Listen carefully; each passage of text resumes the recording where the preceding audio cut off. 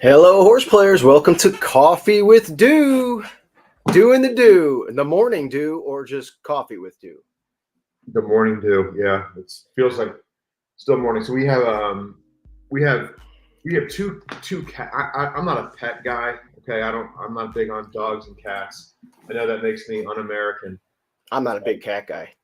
Yeah, so I'm not either. But we we have two cats, Oh boy. and it's because my daughter is one of them, and so they got them. One of them refuses to use the litter box. So when we moved to the new house in March, the younger of the two cats became an outdoor cat, which they say you're not supposed to do, but we just decided we were tired of the consequences of the cat not using the litter box. So became an outdoor cat, and it pretty much stays in the vicinity. It pretty much stays in our yard. It kind of goes over to the neighbor's yard sometimes, we think. And there might be another neighbor who lets it in the house every once in a while. We don't really know for sure. But anyway, about 3:55 a.m. this morning, I'm pretty sure it was my cat and another cat got into an altercation. Oh boy. And our cat is little, so I do feel some responsibility for it. So I went out there, tried to find it. I brought it into our pool enclosure. We have one of those, like everybody else in Florida, one of those like screen cages that goes over the pool in the backyard. Yeah. And so I brought the cat in there where it was safe, and I was up till probably like, I don't know, 5 a.m. Finally got back to sleep, and then woke up to my wife kind of moving around 7:45. So I had an abbreviated night's sleep. It wasn't great. I'm not super well rested for Coffee with Dew, which is why I'm actually drinking coffee on Coffee with Dew today. Coffee with dew. So what kind of coffee do you drink? I think all of our watchers and subscribers and listeners would like to know. I think none of them care, but I will answer anyway. It's Costco, whatever Costco sells. It's those pods. We don't do it every day. We've got a Keurig, and it comes with those little. Oh yeah, I remember that. Cups. Yeah. Yeah. So it's nothing high class at all. I don't even know what the brand. I think it's Kirkland. It's the Costco brand Kirkland. I'm pretty sure. I'm not a coffee connoisseur like you. I've seen you in restaurants. I've seen you ask the waitress, how the coffee beans are brewed or whatever you do. Yeah. I'm not that kind of a coffee drinker. Yeah, I usually drink a Turkish coffee or a Serbian, coffee. It's basically, a ground that you boil the water. You take the little pot off the stove. You put the grounds in there. You stir it up. You let it boil up, and then you pour it into your cup, and you get a lot of I guess you could call it coffee ground soot on the bottom. But it's really good. It's strong. I don't use sugar. For American style, I'll use Seattle's Best. Is that a horse tourneys mug? Yeah. I've got one of those too. Oh yeah, man. I mean, of course. That's horse tourneys.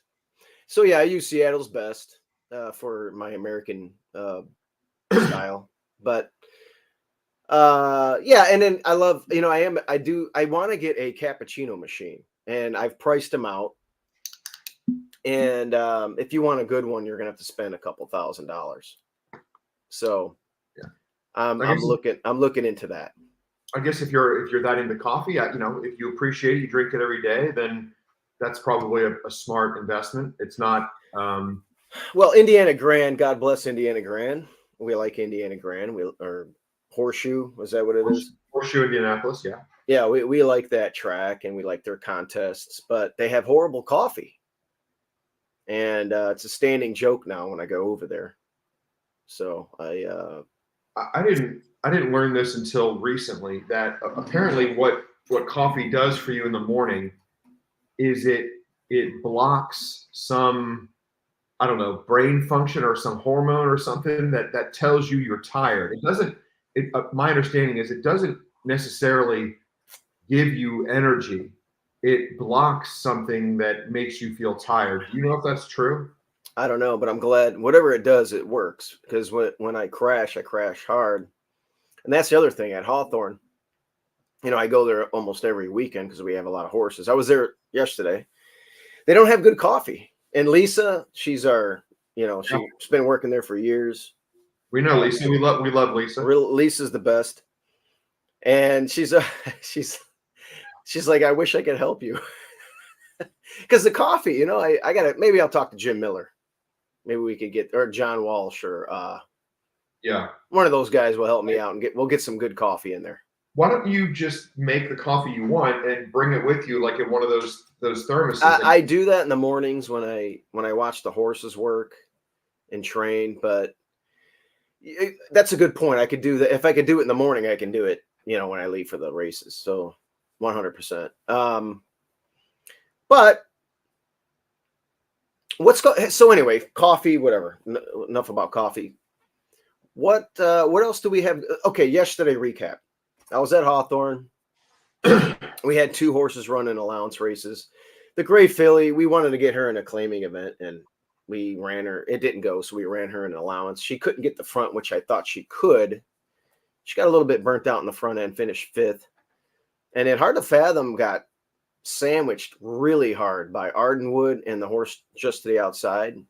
Pretty significant, and was 3 to 4 wide throughout, and ran a really good second to a good horse that I had a trip note on from Oaklawn, Pat's Property. Mm-hmm. And Pat's Property ran off the screen 1 by 5. But Hard to Fathom will win his next race. So you could put that in your pipe and smoke it. But anyway, how's Danny doing? Danny's doing great. He's a little tired. He's working a lot. He had to fire a groom that didn't show up. That's part of the business. Yeah. He's got a really good groom, Raul, that we like. Great guy, hard worker. I always get him a $20 win ticket on every one of the horses that he grooms. If they win, I give him the ticket. Nice. I think Danny gives him a groom steak too, but I just like to do that off to the side. And then we might be getting a bigger barn, but we'll talk about that when it actually happens. We have more potential horses coming. Where does the family have horses stabled right now? Well, they're all over the place, but we might be buying a package. Okay, so you still have any out in California? Auspicious Style is still out there. He's going to be coming here though, and if you remember him, he won first level allowance out at Santa Anita on the turf. So, but he'll be coming over here. Actually, it was Golden Gate. It was Golden Gate with Jack Steiner. Jack Steiner, our trainer, one of our trainers out there, he's kind of like taking the summer off. He was a prominent trainer out in Golden Gate. Golden Gate is no more. He's spending some time with his parents, and he's just going to travel and vacation all summer. Nice. Well, and Dick Best is in today, right? Dick Best is in today. We're going to have a large crowd there, probably 30 deep. Jesus. And we're expecting him to win. But what are the conditions? It's a starter handicap. So horses that have run for 7,500 or less since 2022 calendar year. Mm-hmm. And it's called the Helicopter Series. It's leg 2. So there's points. I think it's a 3 or 4 race series. And whoever accumulates the most points based on 1st, 2nd, 3rd, and 4th wins a bonus. Though the owner gets a bonus and the trainer gets a bonus. I forgot how much money it is. We're 4 to 5 morning line. I expect us to go off at 3 to 5 or less. And I don't know what kind of betting value there is outside of hammering a 1-2 straight exacta for me. What's the purse? It's only 20,000. But what we want to do, we want to maybe pick off a few of these races if we can, save the first level allowance at Oaklawn for him. Because he's still eligible for the A other than, and the allowance at Oaklawn is like 142,000. Right. So that's the idea there. He can run on turf too. We're eyeing we'll see. We have a couple of horses that we might want to run in a stake at Hawthorne later on in September on the turf, but we'll see if Lamplighter can come back by then, if he's still, on the mend, if Hard to Fathom can take the turf, if Dick Best is doing well, do we want to run him there? We'll see. With Auspicious Style, he's a good runner, talented. So we'll see who's going to be around for that later on. Phenomenal. Oh, my brother Mike is in the last race, 29 race maiden Actually, it looks pretty decent there on the turf. He's only run 5 times on turf. I think that's his preferred and best surface. He should run his best race today with Julio Felix. Throw him in your exotics. Okay. All right. What do we got going? So when you texted me, you're like, I got something at Ellis, and we got rained off of Ellis last time we did Coffee with Dew, and we did an audible, and you hit a race or two. And you also, we were going to do another show. We couldn't connect. You couldn't do it, or I couldn't do it. But one of your text plays hit at 14, 15 to 1. Yeah, we did Coffee with Dew over Twitter on Friday, and we gave out a 14 to 1 winner at Belmont at Aqueduct, and cashed a couple. Hit the try, hit the win bet. Yeah, and you also hit your pick 3, or no? Yeah, no. What was the thing you hit for 2,200 that we posted on Twitter too? No, that was the pick 3. That was the pick 3. That I got stubborn and did a straight cold single. You smartly threw the 1 in. Yes, that wired. We did it. So we gave out a 1 by 1 by 2 pick 3 that hit for 22. I think it paid 21 to 1 or 22 to 1. And it was very logical. It was like you. It was unbelievable. It was it was good. It was 9 to 5 over 3 to 5 over 5 to 2, and it was the so it's the second. So the key was the first leg. We hoped that the first leg, that 6, that Chad Brown wasn't going to be favored, and it wasn't. It was the second choice.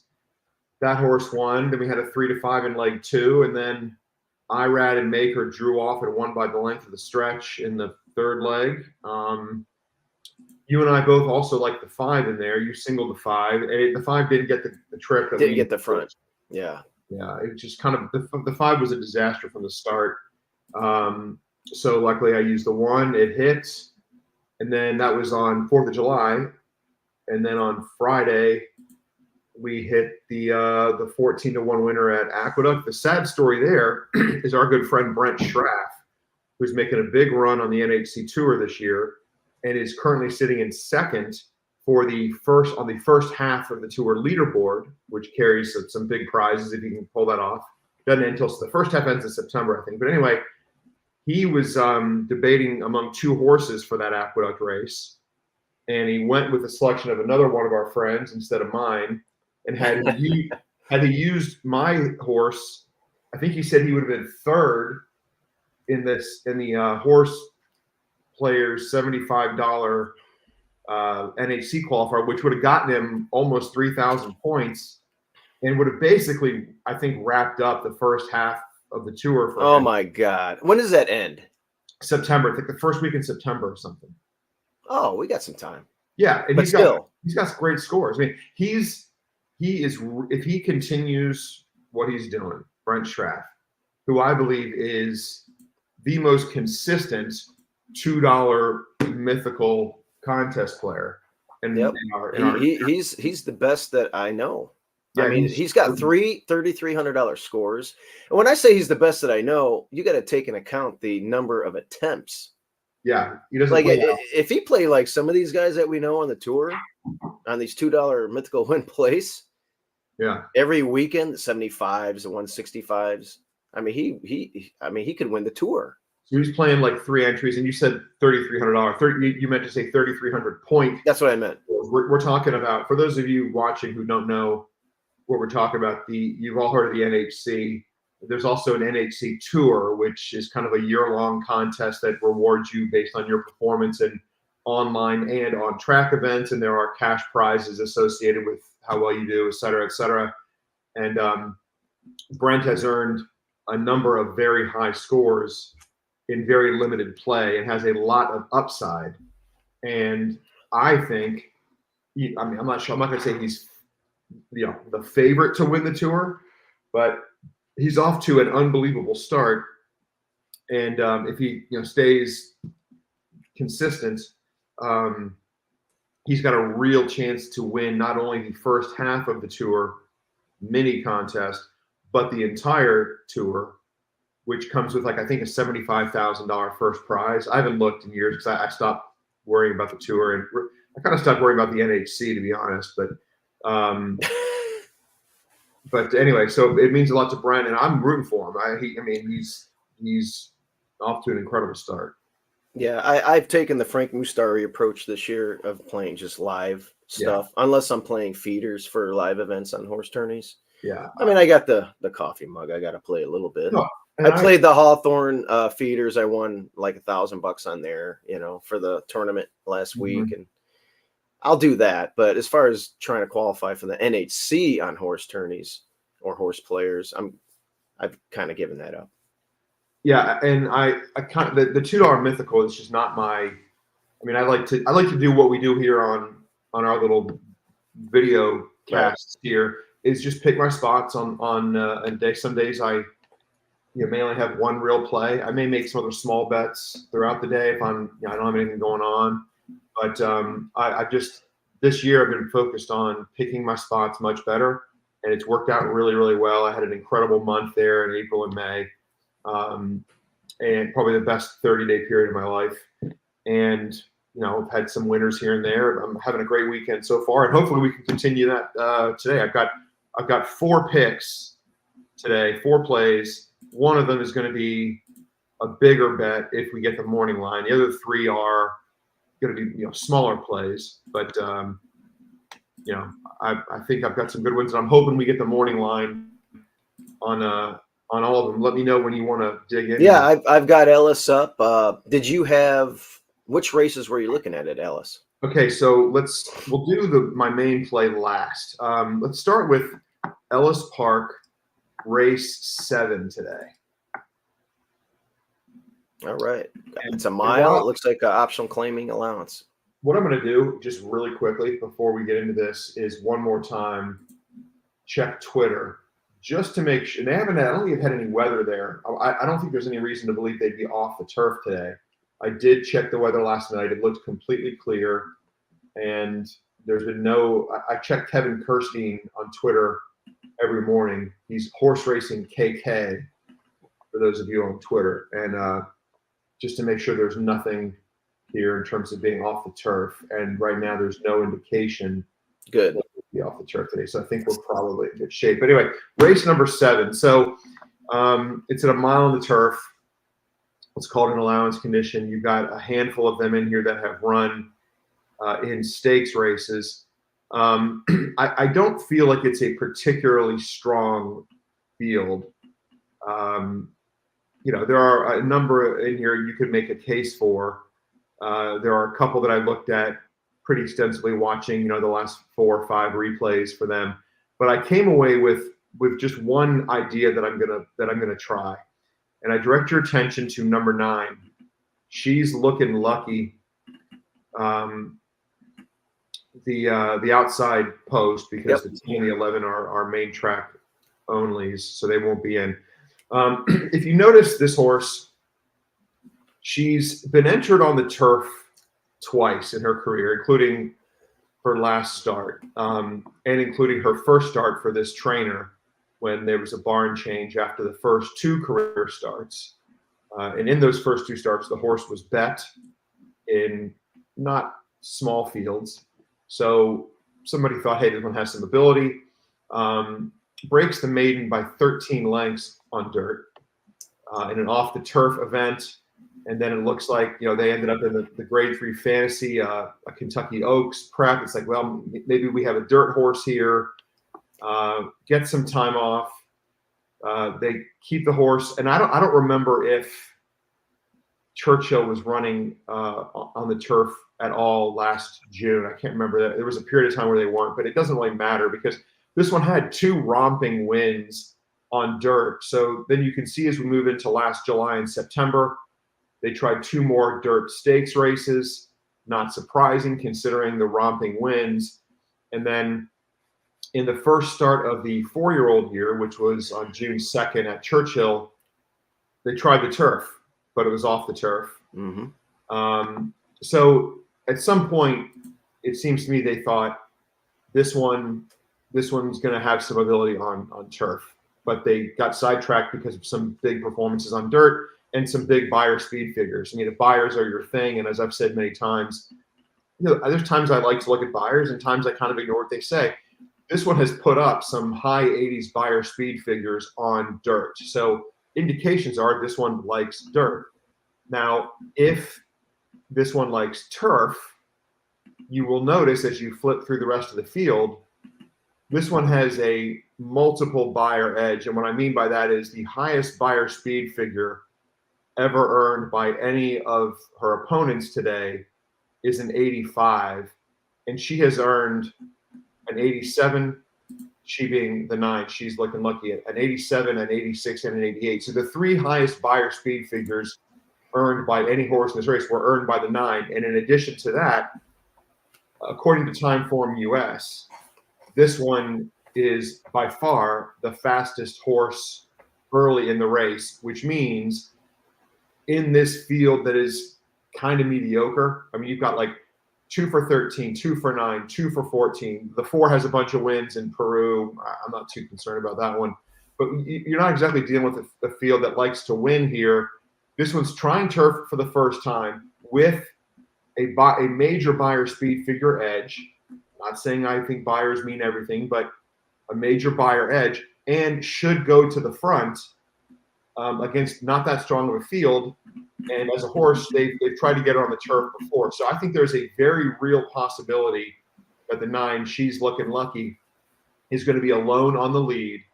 And if a horse is trying turf for the first time, I think having it alone on the lead is probably the way you'd like to do it, because you don't have to worry about, jostling in and amongst horses, worrying about traffic problems. The horse dirt could be this horse's preferred surface, and he could still get an easy lead and open up and win. So now, are we going to get 6-1? I think we have to wait and see what happens with scratches. I'd be maybe I think a little surprised if this horse goes off at 6-1. I mean, it's got multiple graded stakes attempts. They weren't exactly brilliant attempts, but this horse is stakes placed. Did run second in an overnight stake at Churchill. But then again, you've got Make the Boys Wink is in here. She's graded stakes placed. I think you've got some others. You've got the 4 is a Group 1 winner in Peru, for whatever that's worth. The 3 Peacock Lass is graded stakes placed. Crown Imperial, graded stakes placed. So there's reason to think there are others in here that will get play, but I think tactically speaking, the 9 is going to have a big advantage in here. Really should be alone on the front, and has some ability, might just hold on. And I think 6-1 would be an absolute gift. Yeah, I'm in agreement with you. I think the price is pretty square on. I think if it's not 6-1, you're looking at 5-1. I don't think we're going to get something like 3-1 or 7-2. The turf, it does have a sibling that has multiple wins on turf and synthetic. The broodmare, I know the sire, it ran against a horse we used to own about, 8 years ago or so. We had a horse named Incense that ran on a turf sprint race at Gulfstream, and Wildcat Air won that race. So, and looking at Lucky, they can spit out turf and dirt, of course. So I'm excited about this pick. I think you're right about the pace. I don't want to get stuck in the dreaded TOD situation. I don't think we're going to, because I think the rider is going for the front. And when you have to worry about the trip of death is when there's not clear intention to make the lead. It's almost as if the rider says, I'm going to sit just off the pace, and it's intentional. I don't see any scenario where this rider says, you know what, we're gonna let someone else go and we're gonna stalk the pace. I think this one's gonna go from post 9. There'll be plenty of time to get over to the rail, and then hopefully get him to relax and see if she can relax. And if she does, I think she's gonna be tough to beat. I hope you're right about the price. If I had to set the over under on what I think the price is going to be, I would say it's going to be 7-2, 4-1, somewhere in there. And I hope you're right and I'm wrong. Well, last time we did this, you were right and I was wrong. So I hope you're right. The morning line. Yeah, I think we're gonna be right at 5-1, 6-1. I think we'll be right there, right where the morning line is. So that's that. So just to recap, yeah. Justin Dew's play is at Ellis Park, race 7, number 9. Number 9, she's looking lucky first turf. We're looking to wire. If you guys want to throw something underneath, you can, but we're just giving out the winner. Yeah, and I'm not. I don't know how many there. I do try to play, and you and I've talked about this.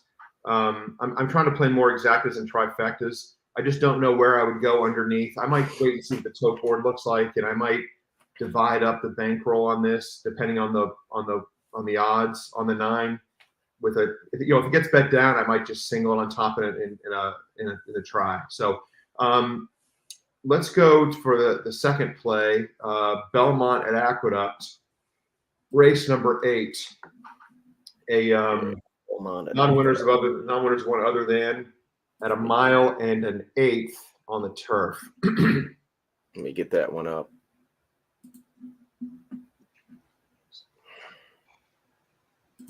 All right, we're going to race 8. Yeah. Got it. 100,000 a other than. Yeah. So there's a big favorite in here. The 8, the Eternal Silence, Clement and Rosario, comes out of the Grade 3 Valley View last fall at Keeneland, where she had a tough trip, and that was a big key race. The top 2 finishers came back and won. 2 others came back and won. So the race produced 4 next out winners. Pretty competitive Grade 3, obviously, and this one's been off since then.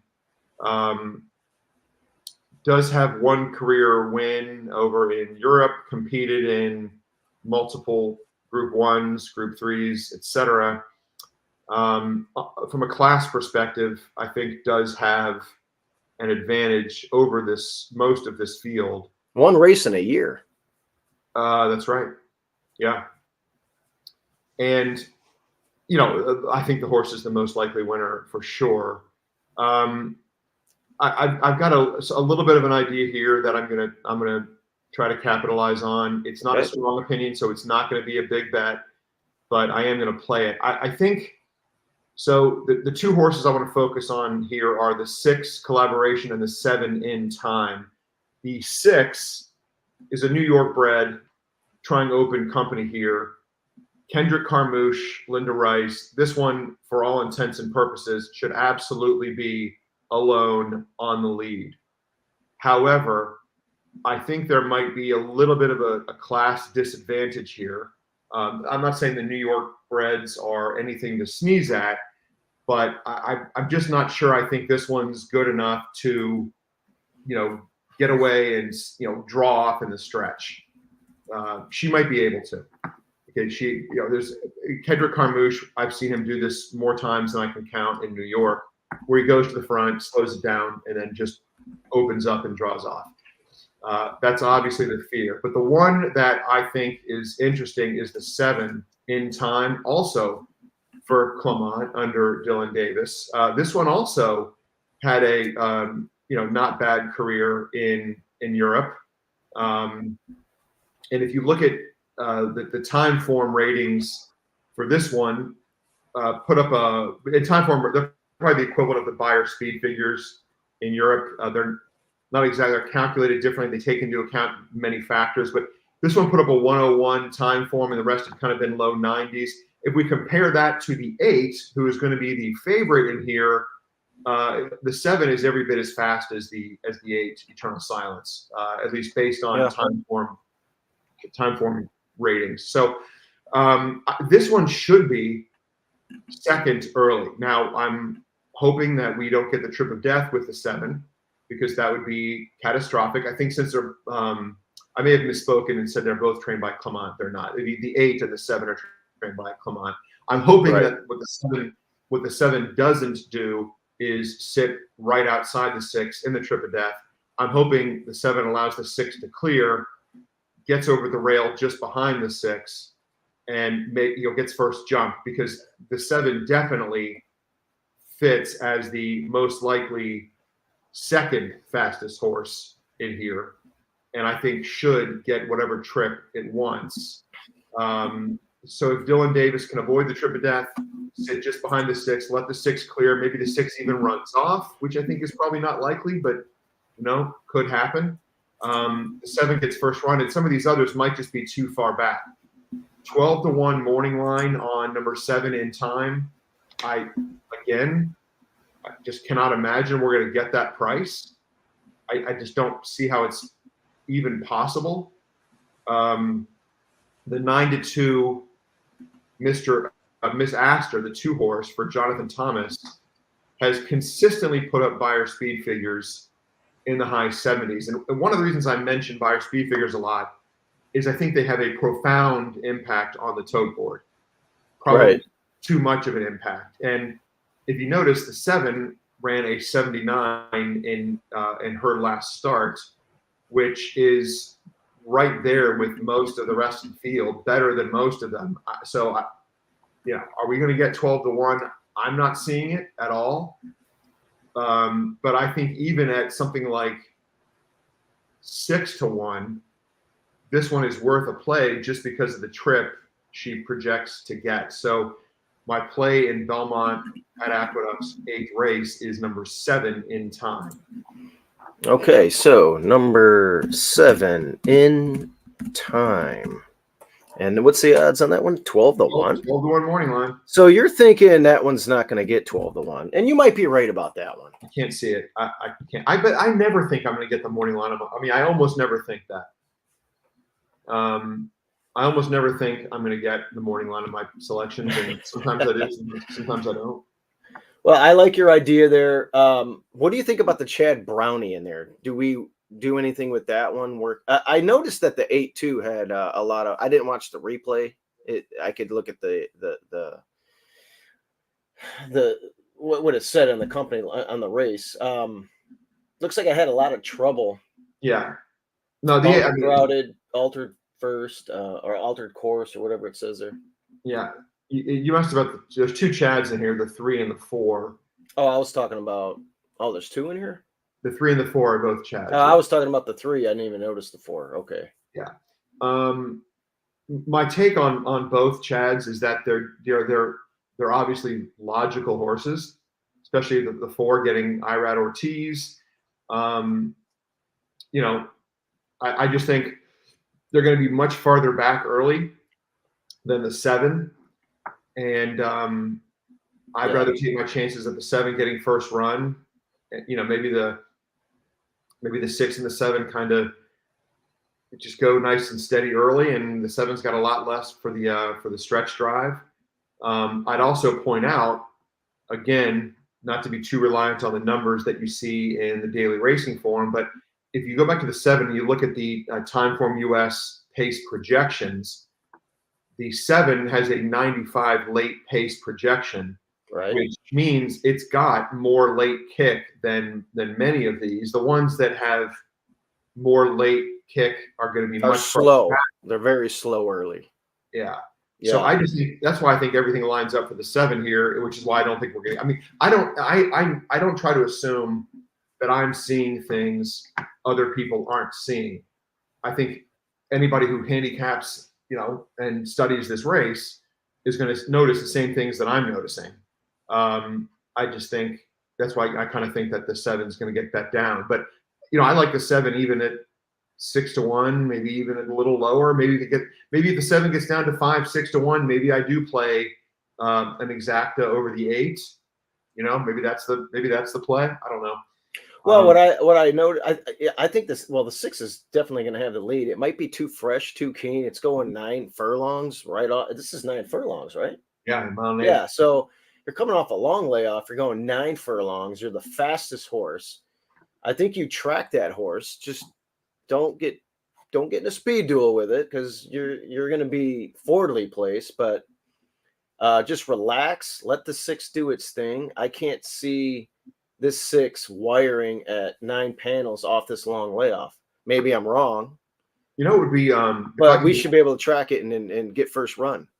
How many people are watching right now, Steve-O? We get about 100. So I would say one thing that people could do is while Steve and I are talking, if you happen to notice that a horse we're giving out or there's a scratch in the race, I just don't have time to like talk about these races and constantly check Twitter to see if anything is scratched. Yep. If you're watching and you notice that there's a key scratch in any of these races, maybe you can. I'm sure Steve knows how to add it to the comments or something, or you can hit us up. Yeah. I hope that the 6 doesn't scratch, because that's kind of, if the 6 does scratch, then I think the 7 goes to the front, in which case I like the 7 probably a little more, honestly. So Well, yeah, I mean, either or, we're going to be sitting good. I just don't want Dylan Davis to get too keen yes, and chase the 6 and be off the hip of it, and the TOD trip that we always talk about that we hate. Hate it. We're going to go to my third selection of the day, which is Gulfstream Park Race 10. All right. Race 10. Oh, they got turf racing back. Yeah, they had it. I think it's the second or third day they've had it. Okay, good. I haven't been paying attention. Yeah, much needed. So this is I don't even know how you say the name of the race, because one thing I don't like about Formulator is it abbreviates the name of the stake race. It's this Soldier's Dancer. The Soldier. Here's how you have to check classic PPs. You have to click view print single race. I'll let you do that. Yes, the Soldier's Dancer. I wasn't actually going to print it, but I was going to say Sword Dancer, but that's definitely not Sword Dancer. Yeah, 1 mile on the turf. The rail is, I think, only at like 10 feet or something, right? Yeah, the rail's at 10 feet. So This is just your typical listed stakes race. And there are some familiar names in here. Some of them you're going to be familiar with, Steve-O, because you've got, some of these I'm sure have run against Lamplighter at least once in their career. Another one, the 8 Novo Soul, was a Coffee with Dew winner. Coffee with Dew favorite for Safi. That's right. The horse that I'm very interested in here is the 9 Armstrong. Again, 12-1 on the morning line. That's kind of the theme for today. Okay. So this one has 2 prior efforts on the turf. The first one was in the Grade 3 Manila, and probably just wasn't ready for that. Came off 2 synthetic wins at Gulfstream, including a $75,000 stakes race. They tried the Manila, it didn't work. And they tried dirt, didn't work. Then back on the synthetic, where it won twice. So if it rains at Gulfstream, we get one of these, summer squalls. This one could be moved to the synthetic, in which case I'd like this horse even more. But I really think that it's worth a play on the turf, because if you watch the replay, in fact, this might be a good replay for us to watch, Steve-O. Yeah, we could watch it right now. Which one did the one? The Tropical Park Derby. Oh yeah, Lamplighter ran in that race a couple years ago. Oh yeah. Yep. This is a 3-year-old race, correct? And the Tropical Park Derby. Let's press pause real quick. I'm gonna get let me remind myself. Oh shit! I clicked the wrong button. Yeah, that's for 3-year-olds only. Yep. So we are breaking from we're breaking from post 11 in here. Not good. Yeah, that what number? We see we are the 11. So you have to check and just confirm. So we're the 11 horse in here. So if we roll the video, we can watch it. And runners away in the Tropical Park Derby. For the inside, Legacy Isle and Eyes on. So we're in the red jacket. Yep, right here. Who comes away racing in third. And there's some familiar names in here. Bapio, Anglophiles in here. This was not a weak field. And as you can see, the horse is bouncing around a little bit and is widest of all. Yep. Going into the clubhouse turn in about the 4 path, and then does something I don't ever like to see. It's kind of advancing while wide around the clubhouse turn. Not too much of an advance there, but still kind of moving forward. It's like the horse is not relaxed at any point yet. Being wide on the turf, as we've said a million times, is Uncovered. always bad. Yeah. Head down the backstretch here. Oh, there it is. Head on, widest of all. Several paths off the rail, and you can see the handwriting on the wall here is going to be several paths off the rail going into the far turn. Starts to make a little nice little move before the turn. Yeah. Wow, making an aggressive move here. Yeah, I mean, it looks like, oh wow, you bet this horse this day. You're thinking, I got a shot, but then Wow, again, look at this thing. you've been wide around both turns at this point. And Bapio is I think a multiple stakes winner. We don't ever get our nose in front with Armstrong here, but we're pretty close. We're within a half a length for sure. Normally, you would expect a horse to back up completely by this point. Fights on, does get past. There's Anglophile going by in the white silks on the inside. Yeah, respectable. It was a very respectable effort for really what was only the second time on turf after, lost a ton of ground in there. And then in the last start, nice pan shot for the gallop out. Jesus. Okay, there it is. Yeah. So then in the last start, we can maybe pull up that replay if you want to do that too. The March 2nd race where we break from the rail. Got it. And they're off. I see you. Yep. We're the different silks. What's the deal here? You got blue. I don't know. Anyway. So saving ground this time, as opposed to last time. As I recall, a pretty uneventful early. Doesn't really appear to be uncomfortable or anything. Not really fighting the rider, but it looks like the rider's got a little bit of a firm grasp on the horse.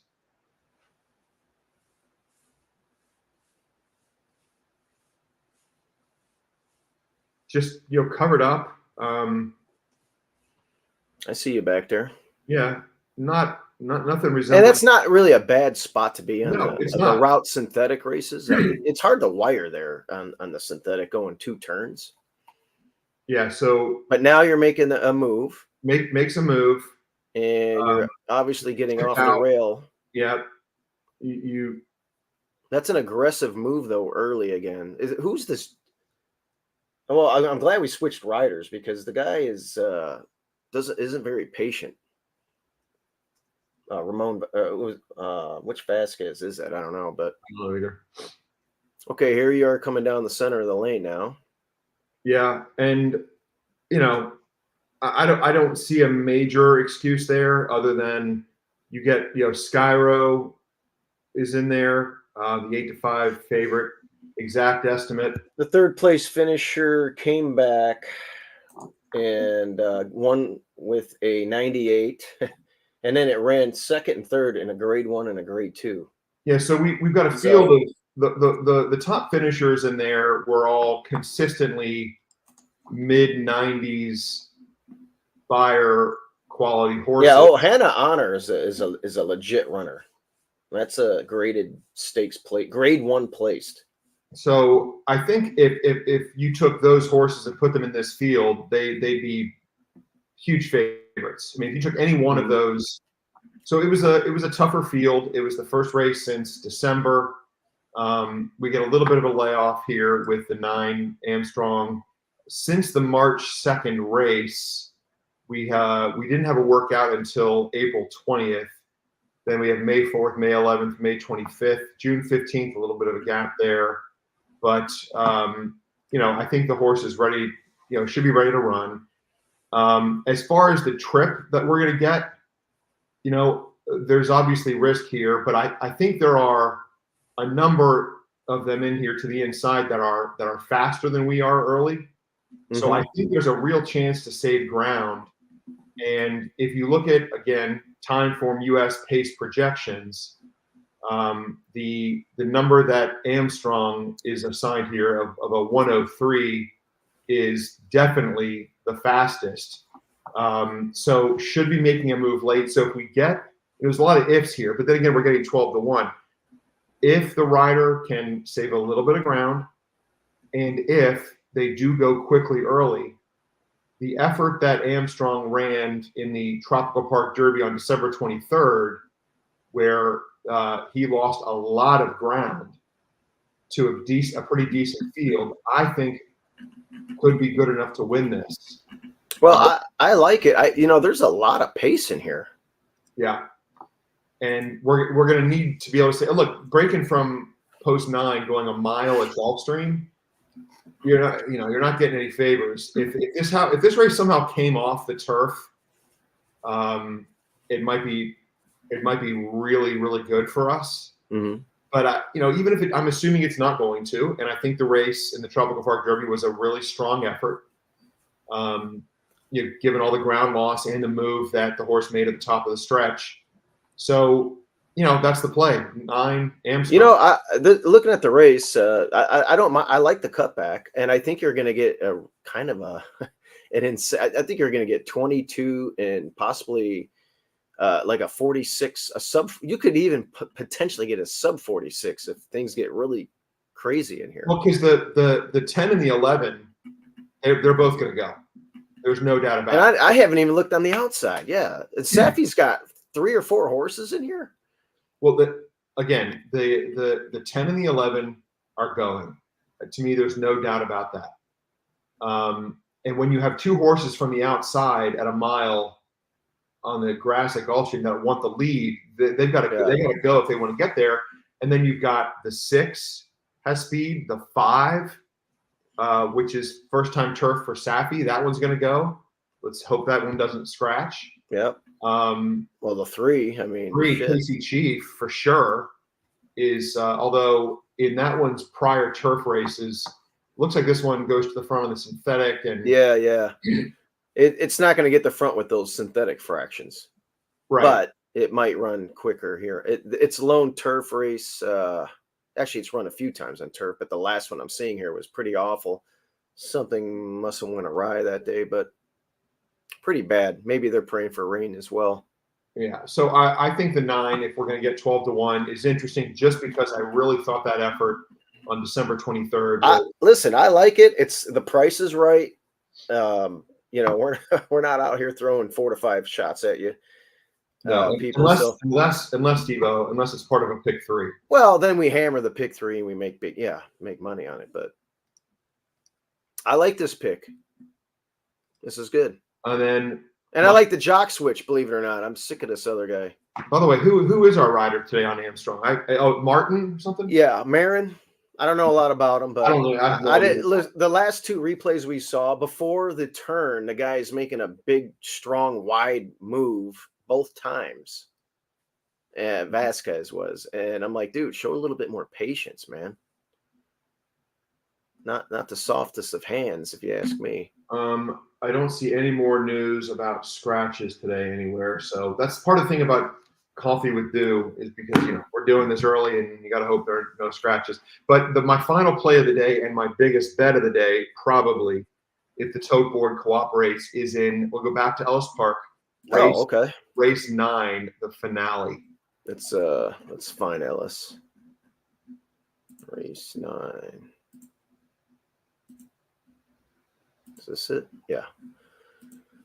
The finale. All right. Mile and a 16th. Okay. You got a mile and a 16th. Straight 3-year-olds. Optional claimer, 3-year-old fillies. We have a field of 12. None of them are in for the tag. So we're dealing with a slew of one-time winners. Let me just make sure I'm right about that. I think I should be. Yes, I am. Again, I sound like a broken record because I say this often. I just can't imagine we're going to get the morning line on my horse here. But you know what? Maybe I'll surprise myself. Number 1, Gold Lightning, Brad Cox, Adam Beschizza. Here we go. Yeah, when you hear Brad Cox and 10-1, that's like, wait a minute. Yeah. So if we just a quick glance through the field shows we're dealing with some horses that have some stakes experience, including the 8 Calispera for Brian Lynch that has multiple group stakes placing in Europe. Hasn't really transferred that form to American turf, but there's some stakes experience here. The one Gold Lightning, and I've watched all the replays for this horse. Last time out, it was the first start of the 3-year-old year off a long layoff. Lost to a filly named Whiskey Decision. Oh yeah, we know all about that one on our yeah, we on a previous episode of Coffee with Dew, I said this one's a future stakes winner, and that day she won at Churchill at an obscene 9-2 on May the 10th. That was a play of the day for me, and yep. I couldn't believe the price we got on her that day. She was entered yesterday at Delaware Park. They canceled their card, or maybe it was 2 days, whatever day it was. Well, you remember what we said? We said that's a stakes filly for sure. I said I thought it was before the Churchill win. Right. Based on her Turfway replays, I thought she was a stakes horse. And then she's entered. So they canceled that card at Delaware for yesterday, and she's entered now Monday in a listed turf stake. Delaware's got a good card tomorrow because I think they moved yesterday's card to Monday. So we might have to do a Coffee with Dew just on the Delaware card if the weather cooperates for tomorrow. But so anyway, the May 10th race at Churchill was the 4-year-old debut. Yes, she lost by 8, but 5 of those lengths were the winner. And if you watch the replay, it was certainly not a bad effort at all. She got bumped a little bit at the start. Was 3 to 4 wide. I forget at what point. I did watch the replay. I kind of watched it later last night. I don't remember where she was throughout the entire race, but it was not an ideal trip. And if you go back before then to the Tepin Stakes in the 2-year-old finale, she got the trip of death and still hung on. Hung on well. Still hung on, yeah, for third. Yeah. And in the second career start, she hooked up against Hard to Justify, Life's an Audible, some good ones. Hard to Justify, of course, the Breeders' Cup winner. Life's an Audible, who was second that day, is a graded stakes winner. So it was definitely a Gala brand. Memorialized came back to win next out. So that was a tough field. That's the October 4th race. I just think this one has a class edge over most of the field. Gets the rail draw. No, I mean, every once in a while you see a horse break from the rail and somehow inexplicably end up, in the 2 path going into the first turn. I hope that doesn't happen here. There's not a ton of speed in this race. The 10 for Wesley Ward, Kehoe Beach, and the 11, they're 2 that should go, I would think. Oh yeah. The 10, if you look at that early time form. Yeah. The one Gold Lightning. Plus it's stretching out. The 10 stretching out. Yeah, right. We should be on the rail with the 1 the whole way around, unless something really absurd happens. If on the buyer scale and on the time form scale, this one isn't a top contender, which I think will help the price. But I just think, given the class and the connections, I think this one, I think this one's going to get bet. But 10 to 1. So we're not giving out favorites here, as you know. I think at 10 to 1 or even 7, 8 to 1, number 1 Gold Lightning is one you want to look at. Well, what I like about it too, it's second off of the layoff for the 3-year-old season.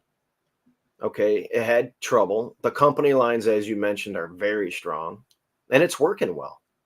There's a lot to like about it. 10 to 1, in my opinion, and you know how I always like to say, "Oh, you're going to get that. You're going to." Yeah. I think this horse is getting bet. I think this one's going to get bet.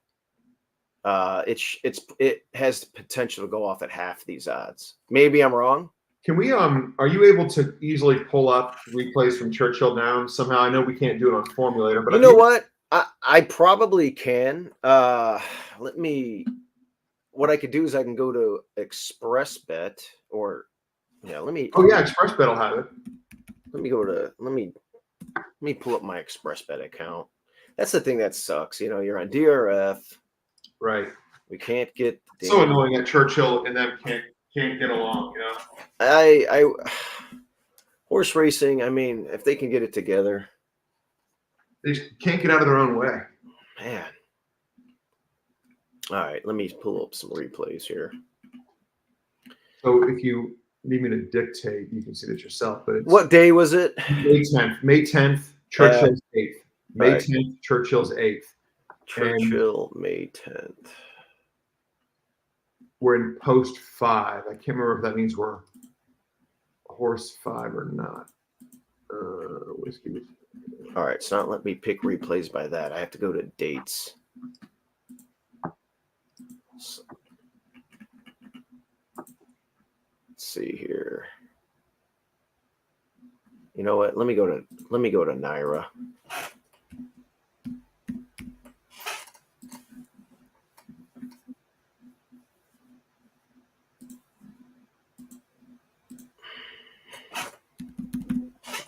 May 10th.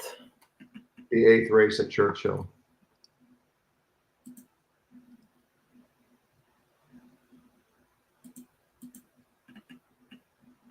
Churchill.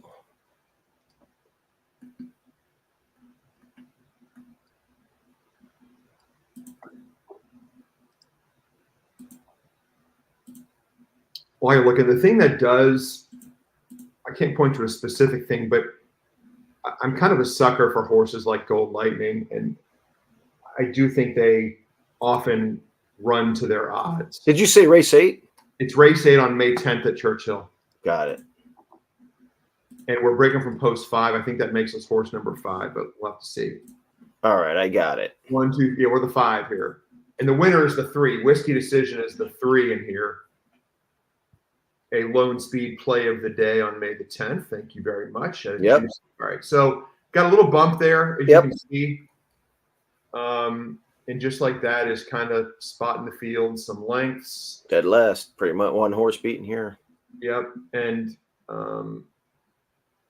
I don't remember how wide we go into the turn. I can't remember if this 7 gets over to the rail, so we go into the 2 path, or if we're still wide. The 7's off the rail, so we're among the wider. I mean, we're 3 paths off the rail. It's, Yeah, you're at least 3 paths out there. You're outside of the 7. Now it's looking like we're going to be leaving the turn probably 4 wide. Yeah. 4 path. Yeah, you're definitely 4 wide here now.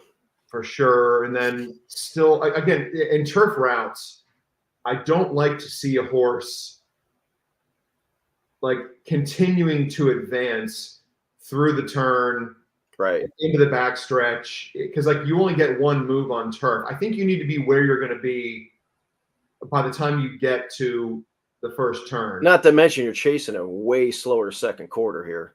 Now there she goes. Yep. She's advancing on the outside in the orange, and you're going to see her. There she goes. Early move again. This is our theme today. There's 2 early orange. wide move. There she is, widest of all, circling, and never really gets into contention. There's Whiskey Decision drawing off like the future stakes winner that she is. Yep. And then we flatten out. But that was the first start of the year. And we're still we're getting passed by the 7. Look how she's trying. She's trying, and she's going in between horses. Yeah, that was a good effort. That was a good effort. Yeah, it was okay. Considering it was the first start of the year, and she I liked it. Didn't quit. And if you take Whiskey Decision out of there, it was not a bad effort. The gallop out isn't, she's not going to catch okay. That's okay. It's good. I mean, look, like you said, Whiskey Decision blew everybody out, right? I mean, she was our play of the day there. She crushed. We didn't get a good trip. The next flight was way out of it. It was her, then 3, and then the rest of them were gone. So Whiskey Decision. So anyway, that's the one in the Ellis Park finale today. And then what I'm going to do just for fun is I'm going to look at Delaware Park's card for Monday, the 8th. Well, I'm just going to post up the play here. By the way, 10-1. on this Gold Lightning. That's just a prayer in Vegas. You're living on a prayer if you think you're going to get that. Whiskey Decision is entered on Monday at Delaware Park in race 6, a $150,000 listed stakes race for 3-year-old fillies at 1 1/8 miles on the turf. She's the 5 horse. Javier Castellano gets the mounts for Arnaud Delacour. What race is that? It is the 6th race at Delaware on Monday. She is the 3-1 morning line second choice, but Style Points. I know Style Points. Well, that's a bad post for Style Points. Style Points. So this is a race we win a lot of money today. We empty our pockets on Monday. Yeah, because here's the thing. That Style Points, I played her in the Sweetest Chant at Gulfstream. She was 12-1, lost by a neck. And then I had her when she won at Oh, King. good. That one's 2-1. Yeah, that was a bad post. Yeah, that one's. Then this is a good field that Whiskey Decision is facing, and she's going to earn. She's going to have to earn it. She's going to have to earn it, but she's been winning so easy by a lot, and if she has to dig down to that one more level, she could absolutely win this race. And look, she might get flattered today at Ellis by Gold Lightning. She's going to get flattered. Boy, Delaware. That's a good card at Delaware. They also got the 1 3/8 Kent Stakes for 3-year-old boys. St. James the Great is in there. I respect the heck out of that horse. So they've got a triple espresso for Pletcher. Nomos for Pletcher is in there. Yeah, it's going to be fun. Monday action. Is there a holiday? What's the deal? They always run. No, it was the Saturday card for the Delaware Oaks, and they had to cancel for the heat. So that's they what happened. They moved it to Monday. All right. Well, it features the Delaware Oaks. Who is the headliner in the Delaware Oaks? Power Squeeze for Jorge Delgado, 3rd in the Acorn. Mystic Lake, who ran. Didn't Mystic Lake run? Yeah, Mystic Lake ran yesterday or the other day at. Okay, so that one's scratching. It's going to be a short field, 5 or 6 horses. Yeah, Mystic Lake ran on the 4th of July in that race that we hit with Emery, so that horse will scratch. Yeah. Sid Mara. Power Squeeze does look pretty formidable and pretty good in this spot, especially if the 6 scratches. Maybe the Bill Mott runner can run a little quicker on the off the little freshening, but we end the Monday Delaware card with a turf route maiden special weight. You've got another turf route. Oh, okay. I know exactly where I'm going to be focused on Monday. I'm going to have to call in sick. Pick 4. Oh, we got everything. We got. We're just going to be playing everything here. Is there a late pick 5 with 3 turf routes? Let me see. Yeah, late pick 5 includes 3 turf routes and the Delaware Oaks. It's all stakes, and all stakes late pick 5 at Delaware on Monday. Oh yeah, okay. All right, I smell. I don't know what your Mondays look like. I smell a coffee with dew. Hey, I'm in Monday morning tomorrow. Tomorrow. Coffee, a special coffee with dew tomorrow. Did we get over 100 viewers here today? Yeah, we're doing good. 131 watching. Hey everybody. Hey, how about our guy Dylan Donnelly at the World Series of Poker? Yeah. He made the I don't know what's going on. He made the cut, or he made it to day 2, which day 2. Yeah, I kind of forget how that all carded races are on the turf at Belmont and Aqueduct today. Good. As I peruse Twitter, I don't see anything about anything being off the turf anywhere.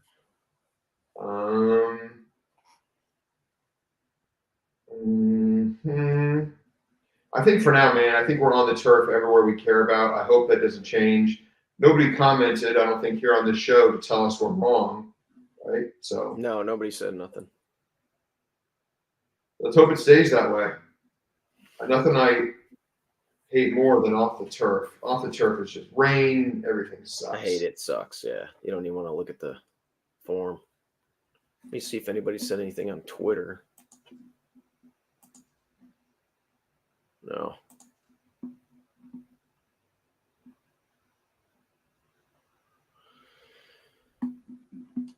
Yeah, so so you're just gonna chill at home today and play some horses and relax on a Sunday? I think so. I don't have anything planned. I'm not a big drinker, but I drank. I drank on the 4th of July. I drank on Friday when the wife and I went to Daytona Beach and hung out by the pool. I was by the pool when that 14-1 winner came in for us at New York. And then I was at the zoo and I missed it. I can't believe it because you and your dad usually jump on all my Listen, pictures. we always do, and I had my phone. I had no excuse. It was just a lot of commotion. I'm trying to get tickets. I got, my nieces and nephews running around. I mean, let's pet the giraffe. I gotta pay for it. When you go into I went to Great America too, by the way, Six Flags earlier in the week. So when you buying the ticket to get in is just the start.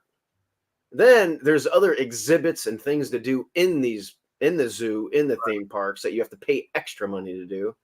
And by the way, a Powerade at Great America, $7.50 out of a machine. Well, I got the biggest ripoff. I'm going to be fighting Royal Caribbean at some point in the next couple of days because we got our bill for the cruise that we were on. Oh. And there was a $125 charge for pool towels because when you go to the pool, you give your room number to get your towels. They write it down. Well, we're going around getting food. Our towels disappeared. We didn't know who took them or where they went. So whatever, we didn't return them. And they dinged us for $25 per towel. Okay. Wow. And they're just basic white towels? Just crappy blue towels. At the end of the day, they go and they pick them all up. And cruise ships are such a racket. I'm gonna have to take this battle with social media. It's just a principle. I would tag the cruise line and maybe they'll make it right. Maybe they'll send you a coupon or something. Every place, man. So, like when you were on this cruise, you ported over on the Atlantic. Well, not in the Gulf, but on the other side. Yeah. So, where did you guys go? Did you go down to the Bahamas? Did you? Yeah. You did. Okay. One day was Nassau in the Bahamas, and the other day was this private island that's owned by Royal Caribbean. That's not that far from Nassau. It's also, I think, it's technically in the Bahamas. Okay. So it was a 3-night cruise, and so basically you have the first day when you're at port. I guess that counts as the first day, and then the next 2 days this private island. So we just hung out. We didn't spend much time in Nassau because it's kind of crappy. We spent more time on the boat. What was my point? I forget how. Well, the point is, I kind of threw you off saying where'd you guys go, but the bottom line is somebody's got hell to pay for these towels. Yeah, somebody's got to refund me $125. That's. I really. So what are they saying? Somebody stole them and threw them overboard? No, they just said the charge says you didn't return your towels, so we're charging you $125. They're laying around somewhere. I mean, they're not laying around. The employees for the cruise at the end of the day, they push this big cart around, this big bucket, and they just grab all the towels. Yeah, that's a bad policy. That's something that they probably capitalize on a lot. Of course. I guarantee you when you picked up the towels, nobody said anything. Hey, like if you don't return this, we're going to charge you $25 a towel. Maybe they should make people sign something saying that if you don't return it, we're going to charge you $25. That might help. But at the same time, just to hand out towels, knowing that 30% of the people are going to leave them laying around, not return them. Yeah. Well, it's a racket. It's a racket. I'm going to fight it. Hey, did you and your dad make Davey pay for dinner that night? You know what? I think Davey paid for half of it or his own. I forgot what happened. Davey got stingy on us. I'm always buying. I think he did. You know what? I think he paid for half. I paid half and he paid half. Maybe the tab got a little larger and that's why we did it that way. Is he watching right? Does he ever watch? Does he watch our show? Yeah. We got to help Dave. He should watch our show. This is what Davey's handicapping level is. He goes at a track. And he's my cousin, so I can rip on him. He owns horses with my dad and stuff. He goes at a track. He looks at Ravelli at Hawthorne. throws 300 a show on it. Well, he gets 300 a show on every rebellion horse. Pretty much. And what cashes for $2.20? Yeah, they'll pay $260. What is he going to make? $90 on that? No, not even. Oh wait, what is it? Yeah. Well, no. At hold on, let me think about this. Would you make? Or what is that going to pay? 60. If you I'm do two, well, yeah, 200, you get 260. Yeah, you'll make. Yeah, you're not going to make a lot of money. Is my point, and you're risking a lot. But he doesn't. I don't know what it is. Like you see what we did today. We're looking for angles. We're looking for company lines. We're looking for trip notes. We're looking for horses. There's a number of things we're looking at, just because we've been handicapping for a long time. Yeah. He doesn't want to put in the work. So he does depend on our picks. He'll ask me. Well, how does he claim horses? He plays our family horses, but he'll never even bet our horses to win. No, but I mean, he'll bet our horses to show only. Now he did make money yesterday on Hard to Fathom. I think he had a big show bet on that, but big deal. No, but he claims horses. How does he pick horses to claim if he's not? No, he relies on my dad. Oh, I mean, he'll throw his 2 cents in on stuff. Hey, maybe we should look at this one, blah, blah, blah. But we always rely on my dad to pick them. I mean, look at Dick Best. He claimed that one for $5,000. It's an amazing. That one's running today. I mean, there's a number of them. Auspicious Style. We claim Lamplighter back for 16. We've got a number of horses that we've claimed for under 10,000 that have won allowance races. Mm-hmm. So all my 4 picks today are at 350 Eastern, 442. Recap real quick. Okay. Because I didn't do each individual graphic. All right. Ellis Park, race 7. I believe that's the 9, which is. Hold on. I don't want to fuck this up. Yeah. Let's go down the list. The only one I have up. I know you have Gold Lightning in the last race at Ellis. Yeah. And people, you guys, this is recorded. Go back and. Yeah, Rich Nilsson doesn't like it when we talk about other stuff. He wants the show to last 3 minutes. Okay, Ellis Park race 7, number 9 to the lead, first turf. Ellis Park race 9. Just finished talking about number 1, Gold Lightning. I think that's my strongest opinion of the day. There it is. Belmont at Aqueduct, race number 8. The 7, which is a shocking 12-1. We're hoping I like that runner. It's just behind the 6 and then outclasses the 6 and holds off the late Chargers. Yep. And then Gulfstream Park race number 10. I remember that is the jock switch on that one. 9-horse Armstrong. Yeah. Who ran a pretty good race, better than looked, 2 starts back in the Tropical Park Derby. Didn't have much of an excuse last time out.